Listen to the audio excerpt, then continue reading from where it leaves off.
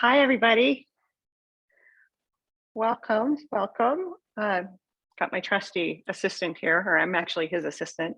So most of the names that have assembled so far are familiar, but just in case you don't know who I am, my name is Courtney, also known as the Afterlife Coach, and also the co-founder and CEO of a new awesome venture called Plant Medicine People. And we have actually another member of Plant Medicine People here with us today, Kay Blinman. You're going by Kay, yeah? Yeah, it works for me. Yeah, we all have so many names. It's hard to catch up. But Kay is here. They are a coach on Plant Medicine People, an accomplished musician, badass body worker, expert in ayahuasca integration. Like, there's a lot of expertise here. But today, all of you have assembled because we want to talk about the marriage of sound and vibration with plant medicine, specifically ayahuasca, partly because we both have an affinity for her, but also because it feels like she's the one in the plant kingdom that most responds to the technology of sound. I think we all know in traditional like Shipipo ceremonies and whatnot, sound is the integral part that drives the energy, the experience of the medicine. So we're going to talk a little bit about that. So our plan is the format. We're going to talk for a little bit, share some information, then open it up to all of you, because I know some of you have like deep expertise in this too. So for sharing, asking questions, and then we'll do a little bit more talking and have a little bit more Q&A. That way it just breaks things up a bit. If you have questions that you don't want to forget, you can throw them in chat.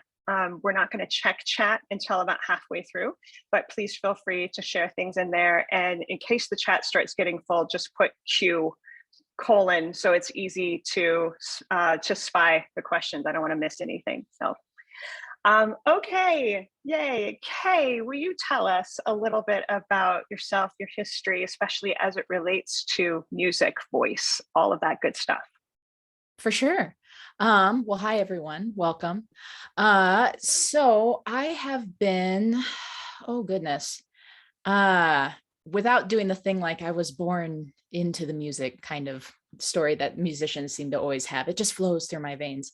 No, I really officially began like my journey with being a musician when I was 11. I went into school orchestra, so I played the violin. I eventually went to conservatory at the University of Cincinnati College Conservatory of Music, where I got to study violin performance and music history.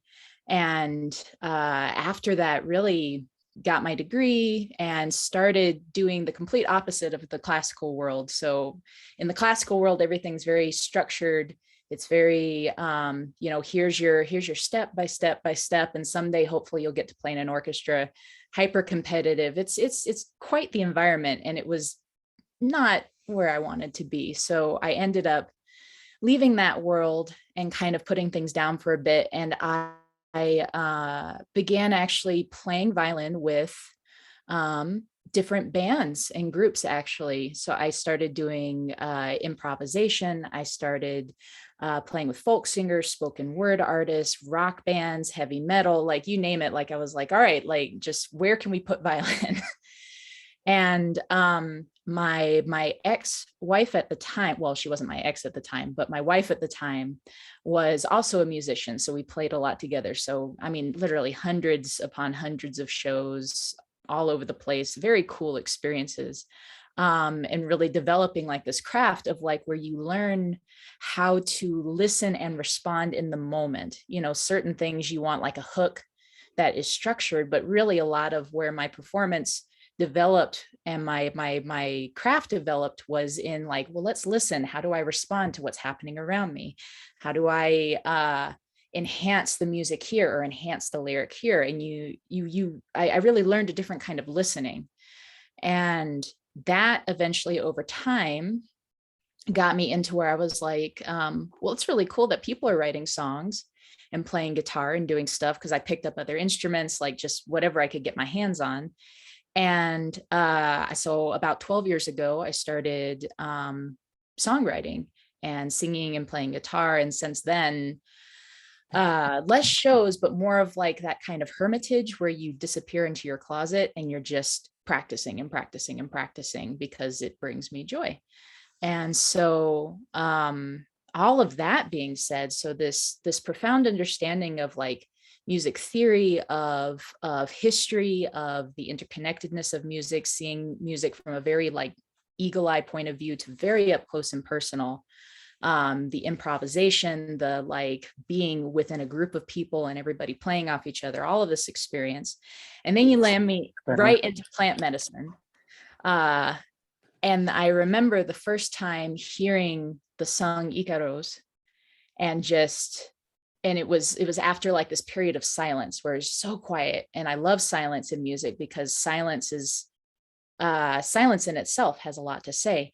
And I just remember being in the medicine and the voicing starting to come in, and the way that the medicine and my body and everything was responding to it. And I was like, oh, this is special. This is something new and different. And like, wow, I need to know more about this. So all of that being said, that now being in apprenticeship for 2 years now and learning more about music and about the Icaros, about the way sound and vibration and the special relationship that ayahuasca has with sound has taken just this I would call it, I mean, what feels like my whole life, but really most of my life of this experience, and kind of alchemized it into like, if I have to bring my voice anywhere, this is where I want my voice to be. And it's because in ceremony, of relationshipping and ceremony. Yeah. So it's been a really special journey, but that's me. That's what I've been doing. What I find so fascinating about your history is it's the exact opposite of mine. And here we are going to talk about relationship of ayahuasca and the journey of sound.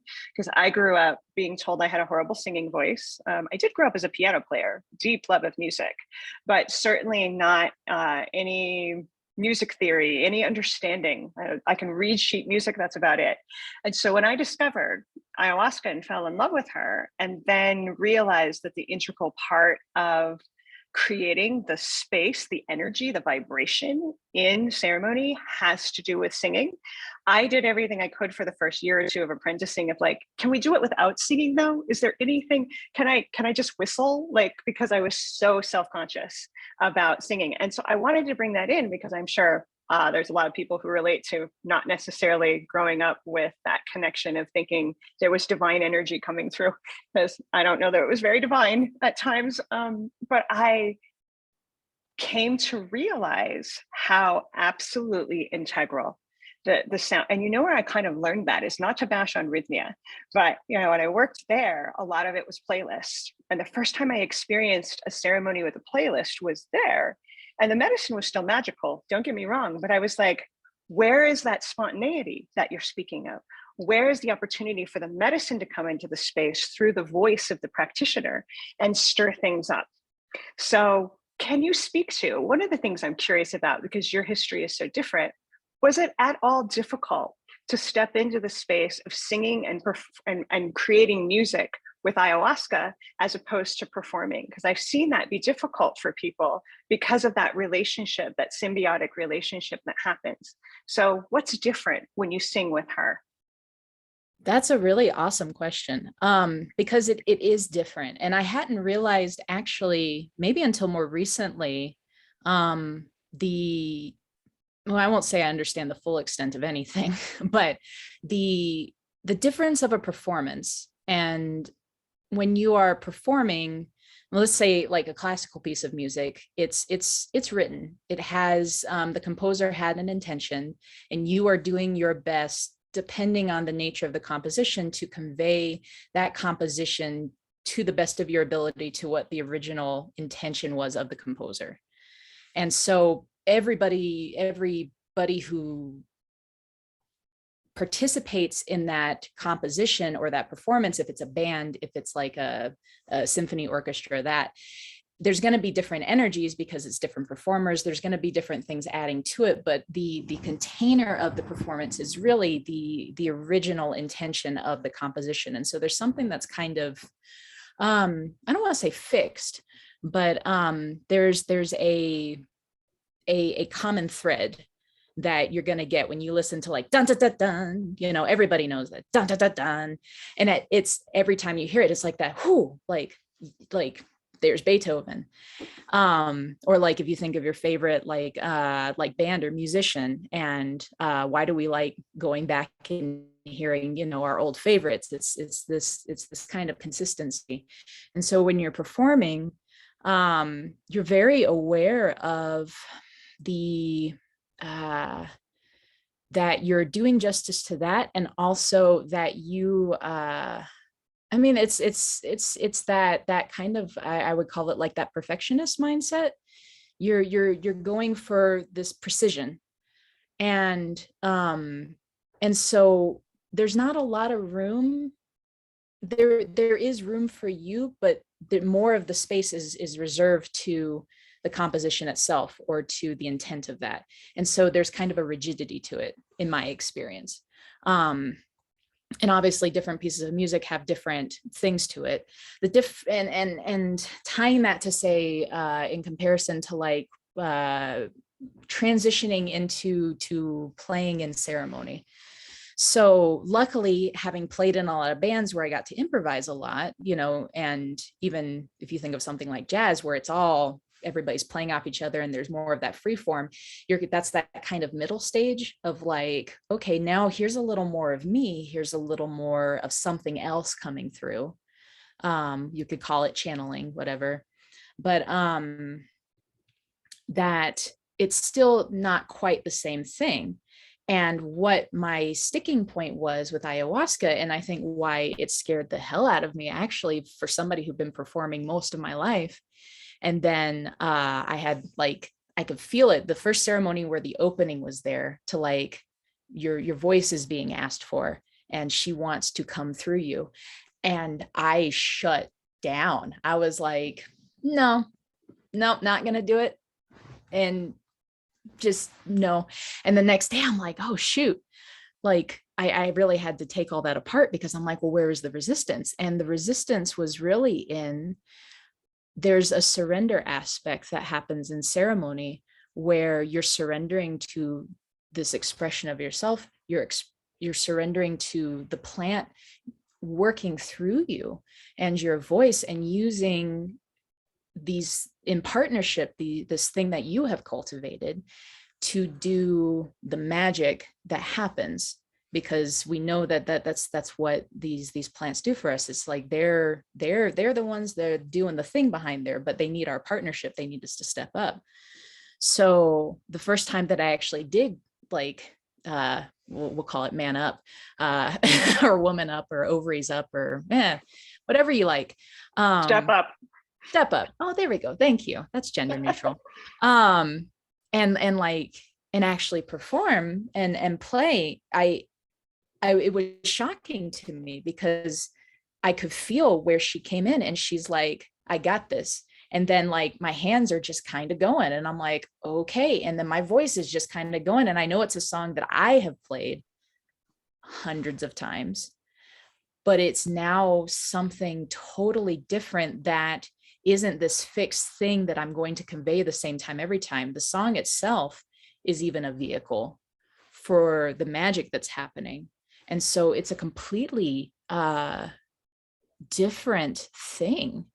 And so that's what's really cool about it, is like, you can have the most beautiful voice in the world, but if you're like holding on to that level of control, the magic can't come through, you know? And so it's really so much about like your willingness to trust and surrender into the partnership with the plants. The depth of the relationship with the vibration of the plant ayahuasca is in tandem with the potency of the intention and the vibration that comes forth in the space. So And so, and that goes beyond it just being personal, right? So that's true for us in our journey with the medicine. The longer I am with her, the more opportunities I have to sing, the more potent the vibration of the Icaros, her songs, become, because the relationship is more intimate. That surrender that you're speaking of is deeper.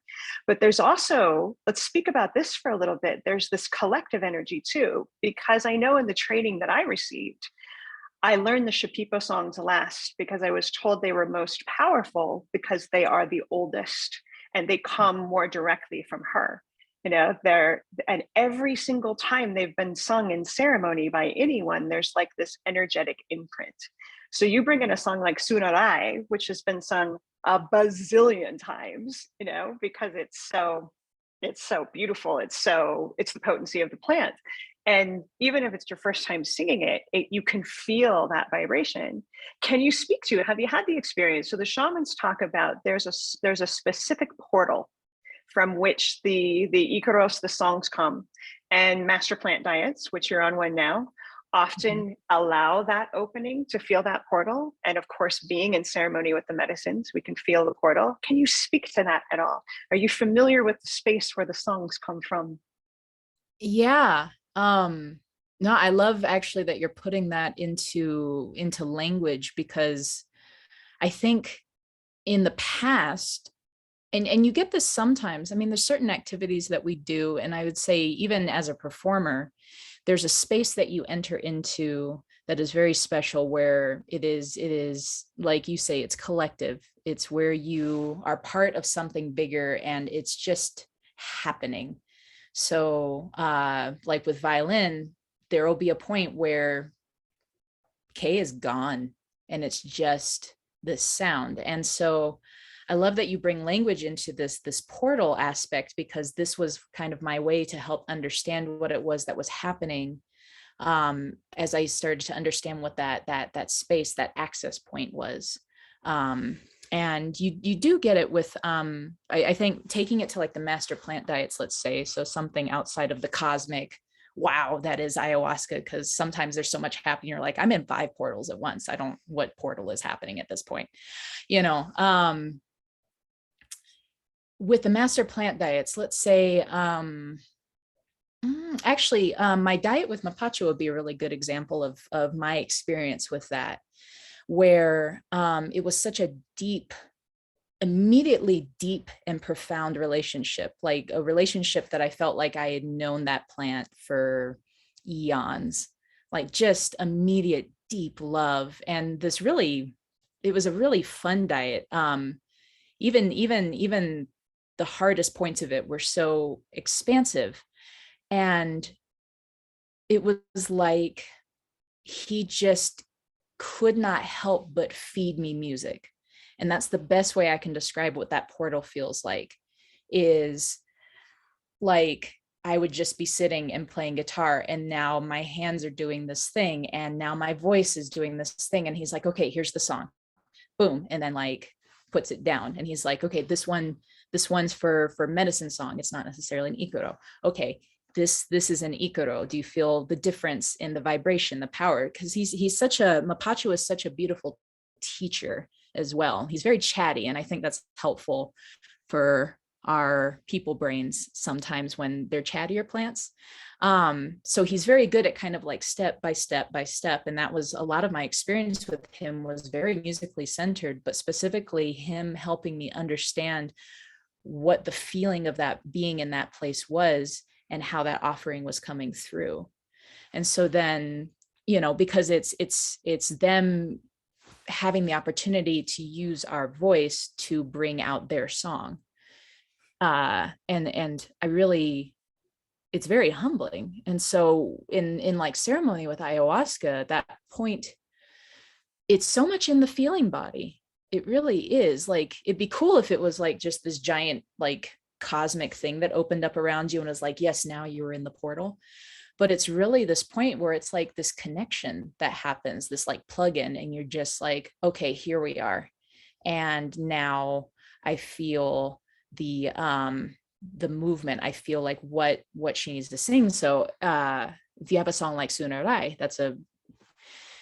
we not only have Aya, but we have all of these beings that have sung it forever, and everybody's coming through the portal with you, and your imprints added to it. And so this is the potency that happens in ceremony then, is because everybody's coming through all at once, and it's just, so the more space you have for that portal to let that through, the more impactful, and I'm always really amazed.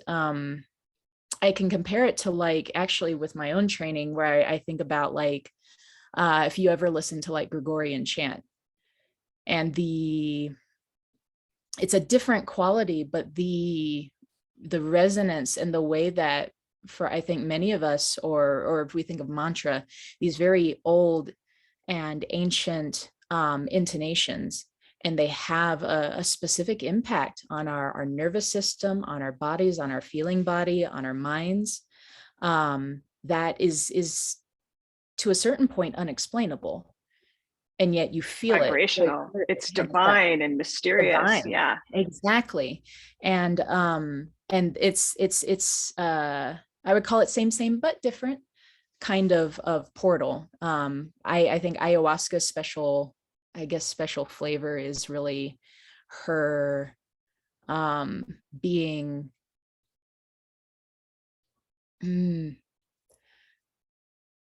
unapologetic about I'm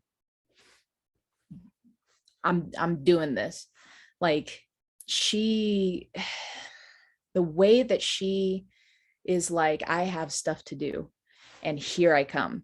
And I think and the vibration that she wants. Vibration, it's so precise and clear about that. And even if you're like, okay, I'm bringing love, light, like here's my heart, I'm singing from my heart. Like I've had songs like this so many times where I'm like, okay, like I'm going to sing this song and like I really want to bring my whole heart, and like my brain has this beautiful intention, it's so well-meaning, and she's like, that's not what we need right now. And so then I'm playing a song and it's like maybe like Ayahuasca Takimoiki, where that song is so joyful to me. And she's like, I'm like, yeah, I'm going to like play this joyful song. And she's like, no, that's not what we're doing. And so then I start to play and I'm like, ooh, that got dark.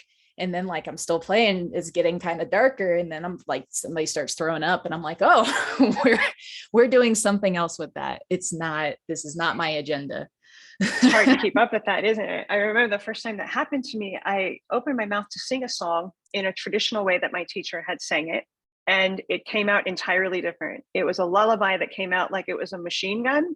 Boom, boom, boom, boom, boom, boom, boom, boom, boom.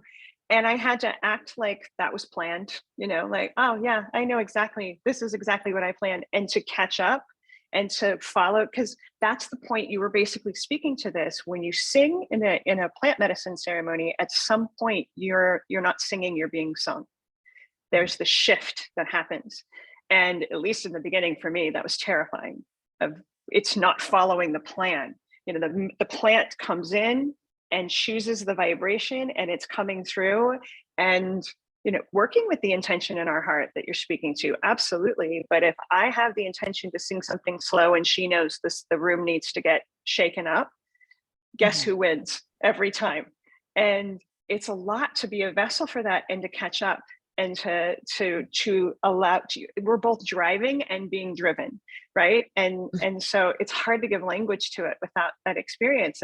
But that's, I think, what the training is about, in learning to sing the Icaros, which is entirely different than the musician training that you're speaking to, because we want to get out of the way. And look, we do our best, right? And it's okay. But one of the things that you were mentioning that I want to touch on is you brought in Gregorian chants, or it's actually Sanskrit, that is a language that is actually about more vibration than it is translation and meaning. And Sanskrit is one of those languages. It's really important to pronounce things correctly. So is Shipibo. Shipibo is another language, right? Which, for those who don't know, Shipibo is one of the languages of the tribes who have protected and worked with Mama for thousands of years. So many of the Icaros are in Shipibo, and that's why they're potent. Is it's not just the meaning, because it's kind of funny, right? If you translate some of the songs, they can be very basic. One of my favorite ones is I see your illness, I sing to the illness, I reweave the illness, there is no illness. Mm-hmm. Sounds simple enough. My God, when it's sung in that vibration of Shipipo from somebody that has a relationship with the song and they're singing it directly at you, it is like plugging into a volcano of like energy, right? So it's not the meaning, it's the vibration, it's the feeling, it's the intention, it's the power, it's all of these mysterious things that come together and create the opportunity for profound healing. So on that note, I'd like to open it up. Like, does anybody have questions or things they want to add to this? Because we got a bunch of people that are ceremony people in here, or that have voice activation expertise. So the floor is open. Just unmute yourself if you'd like to ask something or share something.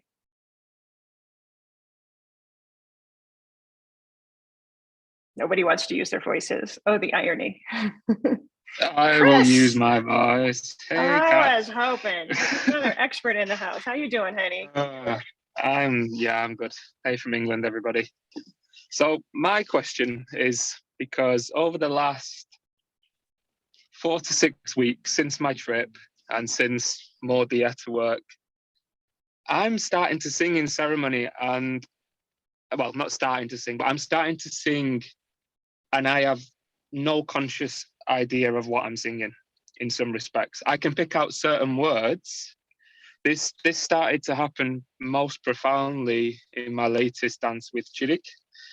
And I'd been in Chirik zone for some hours, like sort of asleep, sort of not. And I came out of that and started singing a song that I've never sang before. And like there's certain bits that I would probably call words, but then there's a lot of sounds and toning that is going on, and this is new territory for me. So I just want to bring that in and put that out there, because I mean, I'm enjoying it. And when I closed the dieta, I was in ceremony and I was going to sing Todo Cora, Todo Sana, and I was drumming, and the song that had come through 4 days later started coming out my mouth. Now I wasn't planning on singing that. I was planning on singing there's a song that I'd learned, if you like, with this, but he kind of like took over, and then the sensations in the body and the tingling that occurred off the back of singing that Icaro was profound. But like I say, my question really is relating to the fact that some of these I don't have the meaning for these sounds that are coming through now. So I'm just putting it out there to share it, and I feel it's very much in integrity in my heart. It feels good to be singing this, or transmitting, I should say, these sounds, this vibration. But I'm just curious about that, and also wanting to put it out there. Would you call it, I mean, this is an expression that I think a lot of us are familiar with. Would you call it like light language? Something that... Well, yes, because that's something else that has started to very frequently when I'm working with rapé, when I'm guiding breath work, when I'm holding ceremony with mushrooms, grandmother. It's like this is really intensified for me in the last month, and I'm really, really enjoying it and loving it. But it makes no conscious sense, but I'm all right with that. It's fine. So I would think some of it I would put very much in that category. So that's what I'm bringing. The less it makes sense, the better, in my humble opinion, right? Because the mind has been hijacked. So I think, anybody who spends time with me knows I have the expression, we trust the results, we trust the results, we trust the results. And if the results are, it feels good, which is what you're describing, and the space responds in a way that feels like it matches the vibration that the medicine is asking for. I mean, I have some songs that have become light language, especially the Lakota songs that I sing. And you know why this is? This is so interesting, because I have like the hearing impairment, right? And so some of the songs I've realized I've been singing for a long time weren't ever proper in terms of the language itself. They were what I thought I heard, or what was sort of not manipulated, but co-created between me, my soul, and that portal in the medicine. And it just took a little while. This is what feels like happening for you. Tell me if this feels right. It took a little while for me to give myself permission of like, you know what, I get to do this. It feels amazing. It feels divinely orchestrated. It feels like brought in by the medicine and my soul. It doesn't have to have quote unquote meaning, like in a translate. Can Google translate it? And is that required? No, it's not. So go, all I can say is go with it. It's amazing because it feels like you're tapping into the portal that the plants take us into. It's just what's coming through doesn't have a direct translation in a language that is known. So what? Awesome. Yeah, that's kind of where I've got to. And the same with the whistling. I held a ceremony with Ninos on Friday, and I didn't realize I could whistle like that, to be honest with you. And, you know, I'm just allowing it. So, yeah, thank you for that kind of feedback. I'll just carry on. Just carry on. Yes, that's amazing. And yeah, so much to say about all of that. But other questions and comments? Yeah.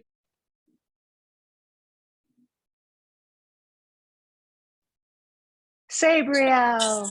Yay! So good to Hi, Annie. be here. Still wrapped up in my Snuggie this afternoon as I get some things done. But wow, I'm loving these shares and just this aspect of accessing that channel that comes through our voice as we sing in ceremony. And I just wanted to speak to that aspect of, you know, being in a traditional Shipibo ceremony, whereas there is no playlist or written down Icaro. The maestro is singing, you know, in that exact moment.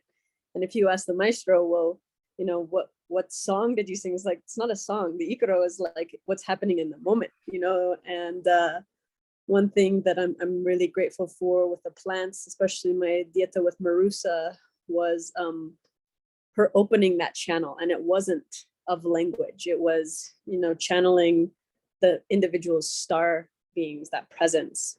And it has allowed me personally to sing in that moment and not be in the mind of like, oh, this is the song that I'm singing and this is the purpose and this is what it is. It's just a feeling sent and I'm being sung, you know. And that is, to me, the most beautiful, beautiful aspect of participating in the ceremony, is to be the instrument and to not know, but to feel and to sense. And I guess the practice in it is being able to have that discernment of, here I'm on the horse and I have to ride this horse and I can't allow it to just take me and shake me, because I've learned now too that there is some energies that do come in to create chaos in the ceremony and do come in to create other things. And it's like, oh shit, okay, something's trying to hijack me singing. And I guess because I'm new in this baby world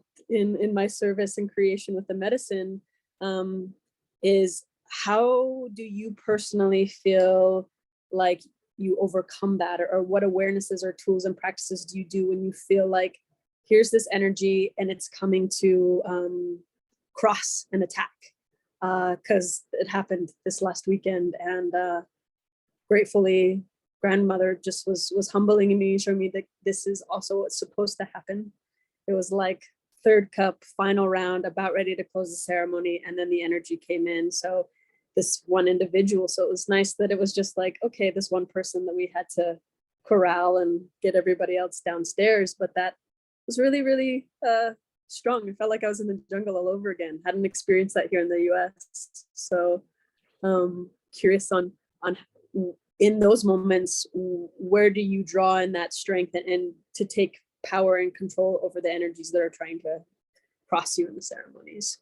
Okay, you brought up two really important things I want to toss to Kay. Number one, the question of how to handle it when cracked open, singing, bringing in the energy through the portal, and there's some contra energy, some trickster energy, some whatever energy that's invading. But also in the similar vein, the fact that, as you said, sometimes the songs are intentionally chaotic or intentionally dark. And it's not all lollipops and rainbows. So Kay, can you speak to some of these? Are great questions. No, totally. I'm feeling into some different experiences that I've definitely had. So I'm like, okay, we'll start with the latter thing of using what is it? The tool of chaos, maybe, is a good way, because I mean, chaos is, without getting too metaphysical, chaos is really a perspective. And so, just like anything, if things need to get shook up, they need to get shook up. And sometimes the way that looks isn't the way that our brains would like it to look. But, we get this in ceremony. And so using, for me, I'll as opposed to an Icaro, I'll bring in like a medicine song. That's a good example of that for me. Is there's a song that I like to play called Truth. And it's like Kat's favorite song. And it's not a sunshine and rainbows kind of medicine song. And it's usually towards the end of the ceremony where people have already been through so much. And then you're like, let me bring in this song about like loving your darkness. And the way that that song feels in my body, because for me, I feel like I have a bit of a love affair with chaos. I really appreciate its purpose. And so when I sing that song, it hits within me, like all of those points, all of that like deep love and respect and reverence for the darkness, for the chaos, for the shadow, for all the stuff that like you don't want to look at, or that is unconscious, and it's all coming out, and it's intense, and so I feel like, this is where that embracing, I think, of all of that as being necessary, and really, the love being kind of the word we would use, but I think embrace is even better. Am I willing to pull this into myself and be like, yes, I own this too, because this is also my part of the participation in the partnership with the plant, is me being willing to step up and fully own, like, yes, here's every part of me, and this is it too, and this is what you're asking for. And because I can own that with me, I can love that part of me, I can rejoice in that part of me, I can allow that to flow through me into the space as needed, and not because my mind decided like, it seems kind of boring in here, I'm going to shake some shit up, like it's been a really dull ceremony, I'm gonna sing a song to the devil. Like it's what's asked for, and then that trust of like, that you're asking for this part of me, the medicine is asking for this part of me, and that part of the partnership too, and I trust her that she knows that that's what's needed. So that's kind of my orientation to it right now, at least in my experience with that. And I will say, sometimes even the most loving Icaros, when they're coming out, like, it doesn't matter if somebody's like, I love that, porque te quiero tanto, tanto, tanto. Like, I love you so much with all my heart. And I've heard that song and like been like burst open, like rainbows and sunshines and butterflies, and feeling like I'm going to explode from love. And I've heard that song come through, like it's shredding every part of like my being into like the darkest of the dark of the dark. So you really feel where it's so much that vibration, and she's going to bring the vibration through whatever song she can grab, to make it come through. So I trust her. I trust Mama's intention. What about that aspect of when something wants to come in and create chaos that isn't from that relationship with the medicine? Absolutely. So it's so interesting, because this actually came up, I would say peripherally, but it was something that I thought about and that realized that I had some experience with, in ceremony, where my client and I, we were talking a lot about this concept of like feeling hijacked by the plants. Like, where's me? Where's my autonomy? Like, am I just this open thing that anything's going to come through and do whatever it wants? And I think, even when we're not in ceremony space, there are people who are channelers, who are very open and receptive. Like, we're kind of always cracked open, and things, I don't want to say take advantage of that, but like, if you see an opening, fill it. And one of the things that we really talked about in the session, and that kind of like developed over time, was this sense of like, okay, so how am I pre-ceremony, or how am I pre my personal work, whatever it is, how am I establishing within myself that sense of discernment, that sense of here's me, and what is actually my voice? Do I have a clear sense of like that first? And so when I have that, because ultimately what I'm doing is I'm creating safety, and I'm creating a what would you call it? Like a baseline of self, we could call it. Before I start introducing in other energies and things coming through, benevolent, non-benevolent, whatever, if I don't have a clear understanding of what is me, what is my energy, what is my feeling of safety, my sense of this, I'm not going to have the capacity to have clear discernment on like, oh, I don't want that thing in me. And in the moment, what you're going to do is you're going to be like, oh shit, I don't want that into me. And of course it's going to come right for you because you're you're resisting it. And what else is it going to do? Because, you know, yay, law of attraction. So it's really that, to me, that time that we put in when we're outside of ceremony, in our integration work, in our personal practice, where we're cultivating that sense of safety and self. What does it feel like when it's me coming through? When I say, here's my boundary, like right now, this is me. So then when I am in ceremony, like what does, like Chris was saying, Chirik has a very specific vibration when he wants to come through. It's very clear. Okay, I see you. That fits, that's good with my boundary. Here comes this cross energy where I'm like, ooh, I see you. You're in the space. We have other things that we have to think about how that is affecting the space and how to respond. And once again, thank goodness for Mama Aya knowing better and seeing much more than we can. But also, this is my part of the partnership of owning my autonomy, my security, my protection, whatever these things are, of having relationships with my tools, to where then I can trust my discernment. And I also have those things built where that feeling is there of going like, yeah, you don't get to come into my body. No, thank you. Or the space, or my space, my ceremony space. Nope, this is mine. Out. This is mine. Yeah, not acceptable. I recognize that all things are one and we're all part of it. And also we get to play in duality, so we get to decide what has access. And yes, if it's there, it could be that it was let in for a reason. I mean, ultimately it's all teaching.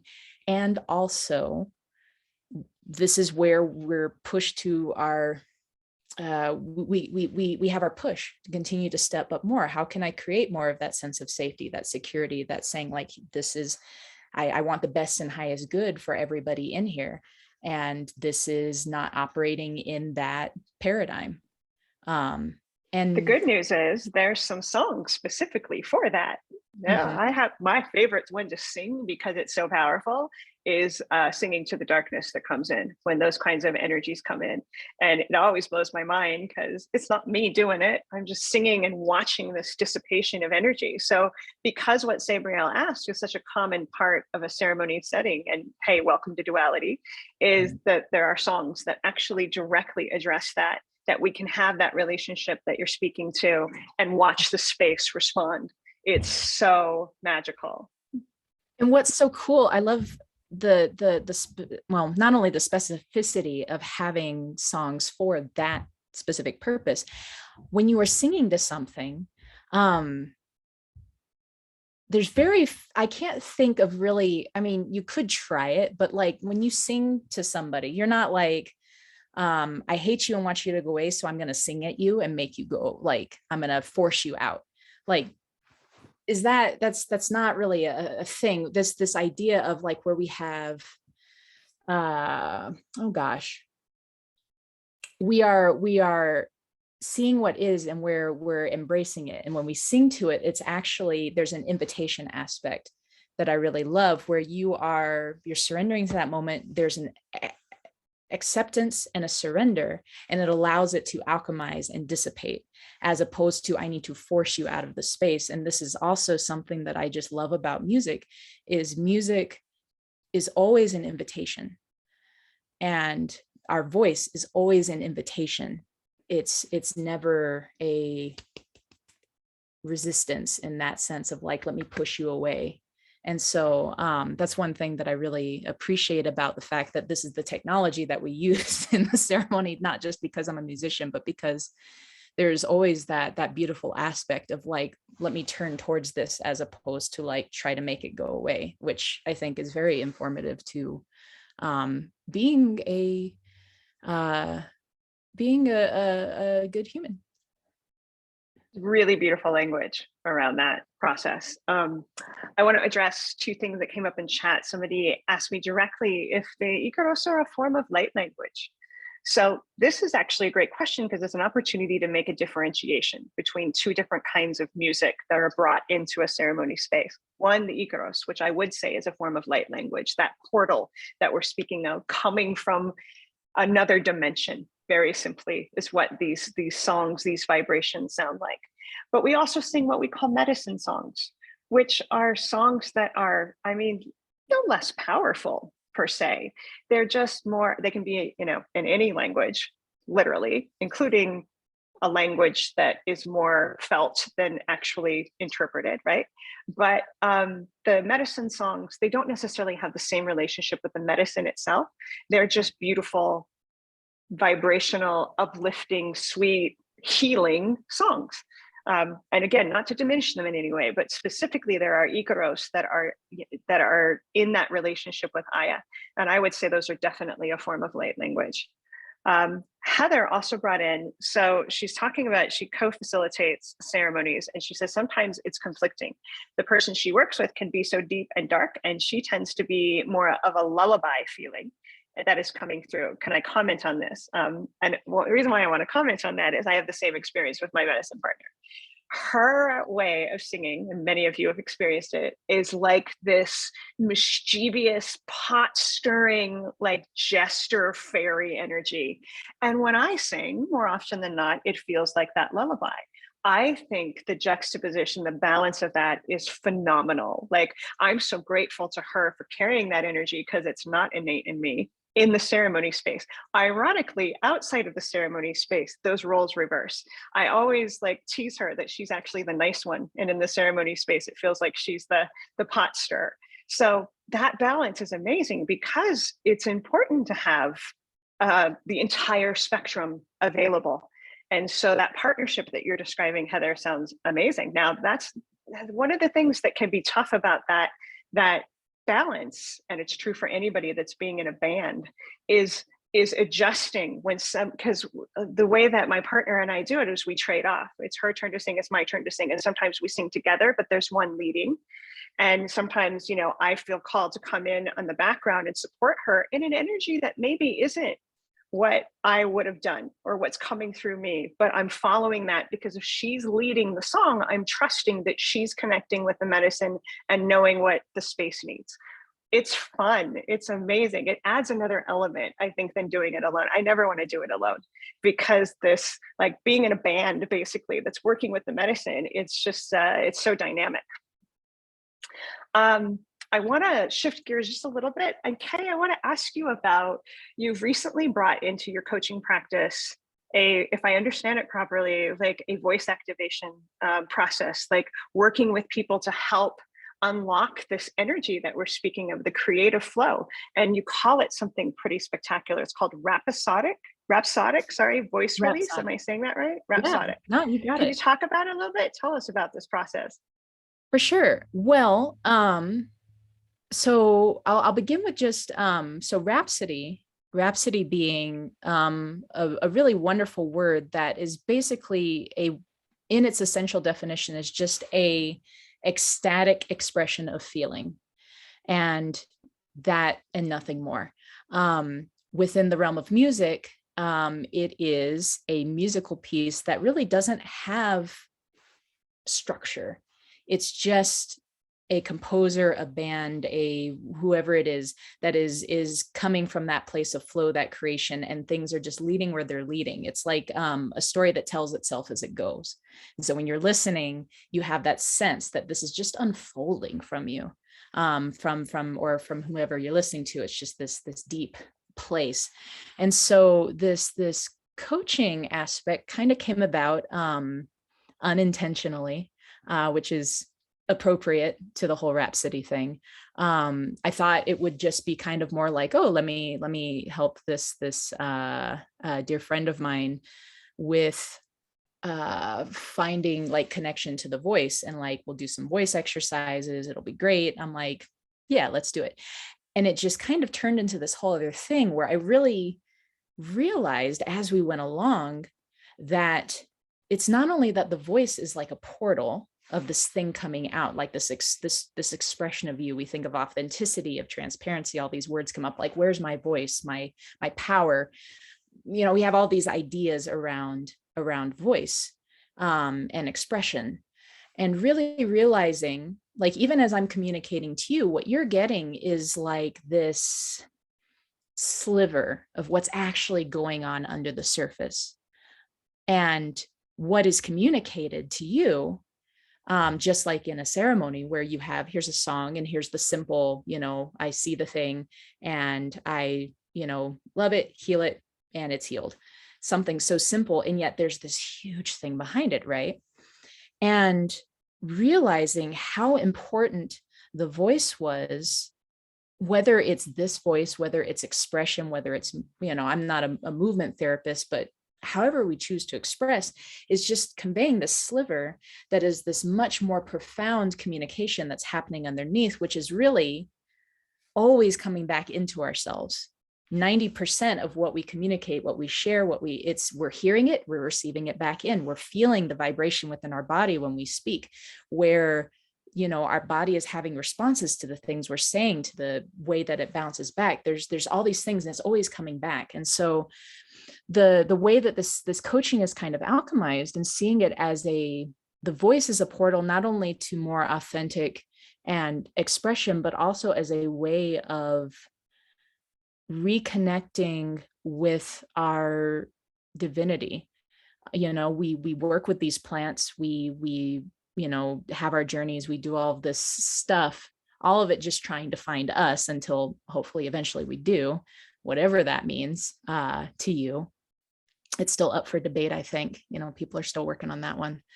But I love this journey of using the voice as another avenue, and kind of an unexpected avenue that also connected into all of these ways of expression that we can apply into the world, as well as into ourselves, that connect us back to ourselves. So it's like the circular journey back to ourselves, as opposed to looking outside and outside and outside and outside and outside, to this teacher, to that plant, to this thing, which are all supportive, but ultimately my voice is mine. And even if I don't have my voice, even if I couldn't talk anymore, I still have that expression. And how can I use that avenue to actually turn it back around in on myself and find me? And that's really what ended up kind of happening in this mutual exploration. And so then I was like, you know what, this is something that I think more people should experience. Which is why you're now offering it as in one of your like sessions, which is, it feels amazing. I have a question for you around this that's coming in. Do you think that, or do you feel that this process could also shift the intimacy of our internal voice to the way that we talk to ourselves? That just hit me like a ton of bricks hearing you talk of like, wow, yeah, because it's not just about how I express myself in connection with the heart, my truth, and that's, to me, working with ayahuasca, the plants, like that's such a game changer when that internal voice starts to say nice things. Because I had a hell of a critic, as most of us are familiar with, and to have it become a cheerleader, it feels like the process you're describing could absolutely alchemize that relationship too. That's a huge part of it, because, you know, let's say you're somebody who, I mean, I honestly, for me, before I really started cultivating my voice, I didn't necessarily think I had an amazing voice. I had a voice, and I'm used to Girl, you have an amazing voice, like a ridiculously amazing voice. Yes, I've just worked, saying. I've put so much love and energy into it. it's like, and being somebody who is naturally incredibly introverted, who yet still thrusts themselves on the stages in front of people. And now you want me to be so vulnerable. And there's that voice in your head that, like you said, like, it's just like, no, there's no freaking way you could do that. Here's this thing. And me having this journey, 12 years of basically going into a closet, no pun intended for me, and putting myself back in a different kind of closet, and then being like, okay, I am going to build a relationship with this and get really close to myself. And it profoundly has changed the way that I relate to myself, to the way that I want to, it's brought in a softness, a softening, because the more permission I gave for whatever to come out, comes out. If I make mistakes, fantastic. If it's some light language from like a star being that's like 50 billion years away, great, like, let's bring it through. And also I get to say, once again, like we brought in before, like, do I know my voice? Here's my boundaries. Here's this, like all of these elements got brought into that process of discovering my own voice. And so it does, my own experience with that has been a profound shift in the way that I choose to talk to myself. Growing up in a classical and hyper competitive environment with violin, it's I won't say it's all criticism, but it feels like your foundation is built on like, that's never good enough. And for somebody who had a lot of struggles with feeling worthy, like the part of me that thrived on getting any kind of validation I could get, even while I hated the competitiveness, I adored the feedback, because it was just like, oh yeah, please tell me how good I am. And then to have this other experience where I've cultivated that voice within myself, and then also working with somebody else to bring it full circle. And like, there's just permission, like we spoke of earlier, there's just permission to be me. And so much has opened up around that. So yeah, it's so much more than, like, if other people get the benefit of what comes out, fantastic. Ultimately, it's about that integration and coming back to self. I just wish you were just a tad more articulate. That is so beautiful. Thank you. I'm going to share in chat for everybody a link to Kay's latest blog, which is about this process, rhapsodic voice release. If you're watching this in a recording and you don't have the chat, it's just at the plantmedicinepeople.com blog. Right now, it's in the #1 position. That will shift as we publish more, but please check that out. It's also where, if you feel called to have a session and to experience this kind of voice activation, internal and external, this is your coach. I so appreciate everybody coming and talking about the magic and mystery of sound vibration, both as it relates to the plant medicine space and also self-discovery, which is where we brought it at the end. Just so profound. So thank you for being here with us. We're going to have another awesome discussion next month. I'm committed to doing these every month. So I hope to see you all very soon. Big love. Go sing. Go be a divine channel. See you soon. Bye, everybody. Thank you, Kay. Thank you so much, sweetheart. Thank you. This was wonderful. Thank you.